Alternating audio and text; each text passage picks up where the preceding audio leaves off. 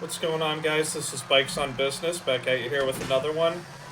We just had San Diego Supercross wrap up this past weekend with Eli Tomac coming in first place.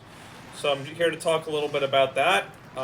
Before the season, all the media members like Pulp MX and Racer X and Gypsy Tales and all these different media groups were talking about whether Eli still had it or if he would be a championship contender. And obviously, Saturday night, he proved that is to be the case. Now, what I think is the reason why he enjoyed this win so much more, as my favorite racer, it was cool to see compared to his win on, I guess, St. Louis in 2024, is because he was able to, put a pass on and finish in front of Jett Lawrence straight up, right? Jett didn't go down, Tomac didn't go down, and they were right near each other the entire 20-minute moto, right? So that's why I think he truly doesn't care much about the win that he got in St. Louis. Now, I think the fact that he raced in 2024 at all after that Achilles injury alone, I think is badass, and I think the season was worth it, because regardless of how Tomac feels about it, the record books really don't care, especially, a year, 5 year, 10 year, 50 years from now. It's not going to matter that it was a triple crown with 3 separate starts, shorter motos, and, Jett had gotten ran into by Barsha and T-boned. None of that shit is going to matter. In fact, it's going to show that he won a first place in a 450 main that year in 2024. Now, we all know that throughout the season, unfortunately, it was not the same Tomac that we're all, used to seeing, right? But in my opinion, it was a successful season. He got a win. And had he not gotten a win, I don't know necessarily that you could have called it a successful season. And I'm saying this as Tomac being my favorite racer, right? Even if he had gotten a couple second places or podiums, if he didn't get a win at all in that 2024 season, it would have been really cool to have Tomac race. Nobody really wants to see him retire. He's a fan favorite. I, for fuck's sake, would have wanted him to race in 2024, even if knowing he wouldn't get a single win. I still think it would have been really cool to see him go out there and race and, be around for the fans. He's a legend already. So I would have wanted him to race regardless, but I don't know if it would have been considered a successful season had he not gotten that St. Louis win. A successful in terms of, advancing his status in the history books, right? Now, from a fan's perspective, yeah, it would just be a fun season to have Tomac out there. We would all want that.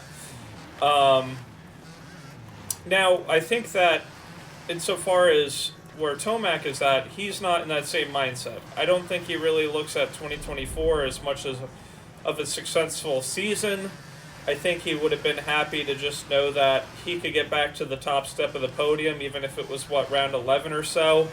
So it wasn't much of, oh yeah, this is a successful season for me. He was thinking, well, I climbed my way back to the top after that devastating injury, and I was able to win a triple crown, and, I'm starting to head back in the right direction, right?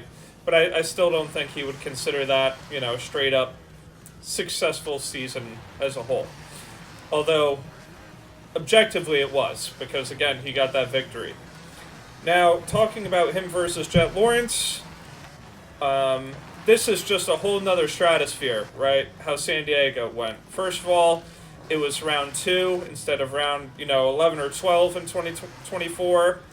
He's got the red plate, so he's actually being championship contention this year.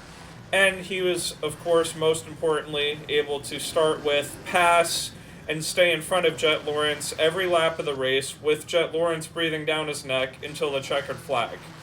I thought it was cool that Jett showed a lot of respect after the race and, gave Tomac a lot of props. But make no mistake, just because Jett was all smiles and waves doesn't mean that he would not have taken a hard approach on passing Tomac if he thought he could have done it, right? He was looking nonstop throughout that race for any possible. Ooh, hang on there. He was looking at any possible place to pass Tomac and giving it truly his all, in my honest opinion, because this was not a Jett Lawrence that came into this San Diego race with a 20 points lead, and Tomac is leading and he happens to be in second place, so he's just going to follow him in.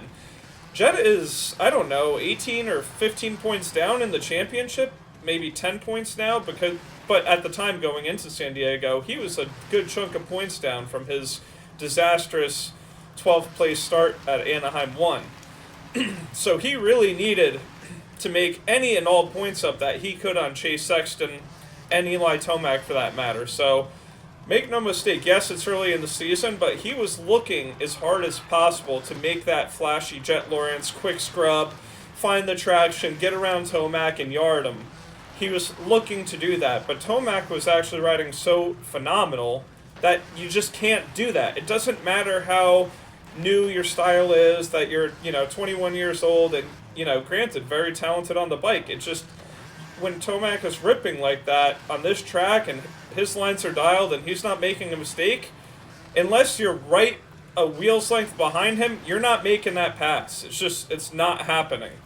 Had Tomac made a couple mistakes, or that whole issue with Vince Freese kind of getting in the way, Tomac even said after the race, yeah, that one little mistake with Freese kind of screwing them both up, that would have been enough, really, for Jett to get by and make the pass, and it would have been very hard for Tomac then afterward to pass Jett back, because they were so locked in each other's pace. But without any mistakes, with both of them pushing the limits, they're very much in the same pace, and Jett could not find a way to get a wheel's length away from Tomac to make that straight up pass.